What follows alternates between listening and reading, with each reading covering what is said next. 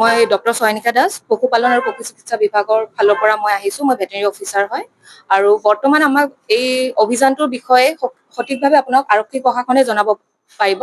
কিন্তু আৰক্ষী প্ৰশাসনৰ পৰা আমাক মেছেজ এটা গৈছিলে যে আপোনালোকৰ উপস্থিতিতহে আমি এই অভিযানটো চলাব পাৰিম। তো আমাক অফিচৰ ফালৰ পৰা পঠোৱা হৈছে এই অভিযানত। আৰু এই বৰ্তমান আমি দুখন হোটেলত আহি উপস্থিত হলো ৰাতিপুৱাই। এখন আমিনিয়া হোটেল আৰু এখন পিকমি হোটেল।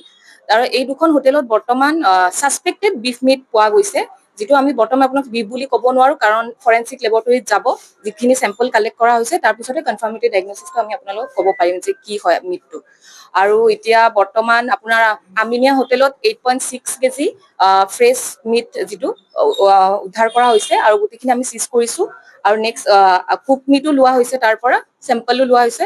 আৰু পিকমি হোটেলৰ পৰা 7 কেজি ফ্লেছ মিট লোৱা হৈছে আৰু আনকুক মিটো লোৱা হৈছে। চফ্ট আছিলে, তেওঁলোকে বনাবৰ কাৰণে ৰেডি কৰি ৰাখিছিলে। আৰু নেক্সট আছিলে কুক মিটো বহুতখিনি পোৱা গৈছে। নামটো আপোনালোকক আমি আৰক্ষী প্ৰশাসনে জনাব, আৰু আটক কৰিছে নে নাই সেই বিষয়ে মই ক'ব নোৱাৰিম, আৰক্ষী প্ৰশাসনে আপোনালোকক জনাব পাৰিব। আৰু দেখোন আমি আপোনালোক জনাম, নিশ্চয় গম পাব দেই। এতিয়া আমি এইখিনি ডিছক্ল'জ কৰিব নোৱাৰো।